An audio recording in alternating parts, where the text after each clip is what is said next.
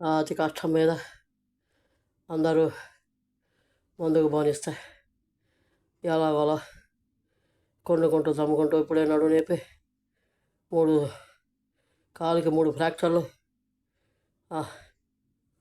అసలు హాయిగా ఓటేయనిచ్చారు అందరూ కలిసి కొట్టకుండా.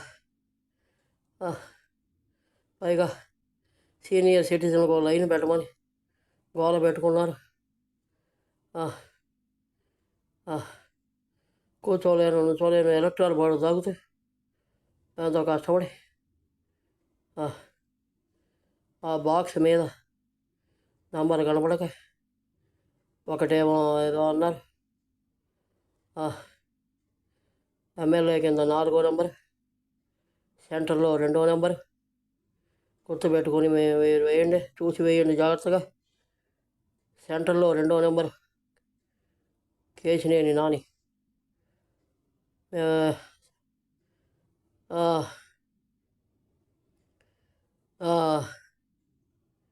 నాని అని ఉంటుంది 2వ నెంబరు నాని అని ఉంటుంది. అదే ఫ్యాన్ గుర్తు సెంటర్లో. తర్వాత స్టేట్లో 4వ నెంబరు ఫ్యాన్ గుర్తు, చూసి జాగ్రత్తగా వేయండి. అక్కడ వెల్లంపల్లి శ్రీనివాసరావు ఎక్కడా కనపడలేదు, ఆయనే కనపడ్డాడు. అందువల్ల జాగ్రత్తగా చూసి వేయండి. నేను వెల్లంపల్లి శ్రీనివాసరావు కోసం వెతికి చూడండి కనపడుతుంది అన్నారు, ఎక్కడా కనపడలేదు, పెట్టలేదు. ఆ నాని అని 2వ నెంబర్ ఫ్యాన్ గుర్తు కనపడింది సెంటర్లో, అది నొక్కాం. తర్వాత స్టేట్లో 4వ నెంబర్ ఫ్యాన్ గుర్తు ఉంది, అక్కడ ఉన్నాడేమో ఆయన మహానుభావుడు. జాగ్రత్తగా వేసుకోకండి, చూసి వేయండి. ఫ్యాన్ గుర్తు ఎక్కడ ఉంటే అక్కడే నొక్కండి. లైట్ వెలగాలి, లైట్ వెలిగేదాకా నొక్కండి. ఒకసారి నొక్కితే వెలుగు పడలేదు, మళ్ళీ పడలేదని చెప్పిన తర్వాత మళ్ళీ వచ్చి వేస్తే వచ్చింది. జాగ్రత్తగా ఉండండి, మోషన్లో పనిచేయకుండా మధ్యలో ఆగిపోతున్నాయి. అవి ఏమవుతాయో ఏమో భయంగా ఉంది, జాగ్రత్తగా ఉండండి. మిషన్లో మంచివి పెట్టామన్నారు, ఏం మంచివి పెట్టారో ఏం పెట్టారో. వత్తండి గట్టిగా, రెడ్ వెలగాలి, అలాగా పేరు కనబడాలి. అక్కడ బోర్డులో పేరు కనబడాలి, మనం నొక్కిన పేరు అక్కడ కనబడాలి. గ్రీన్ లైట్ వెలుగుతుంది, అది కనపడడానికి కొద్దిగా ఆగాను. వాడెవడు నొక్కితే అది పోతుందని, ఆగవయ్యా బాబు, నేను నొక్కింది పోతుందేమో, క్షణం ఉండు, అది పోయిన తర్వాత వద్దు కానివి అని చెప్పాను. అది సంగతి. 2024లో ఓట్లు వేశాను, చాలా సంతోషంగా ఉంది. జై జగన్, జై వైసీపీ. మా ఆవిడ లైన్లో నిలబడింది.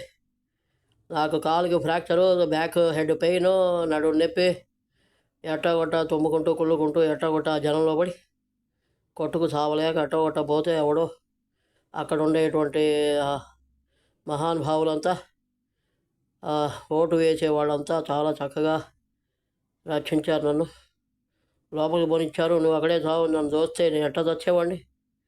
కాబట్టి అందరూ కూడా రక్షించారు, ఓటు వేశాను.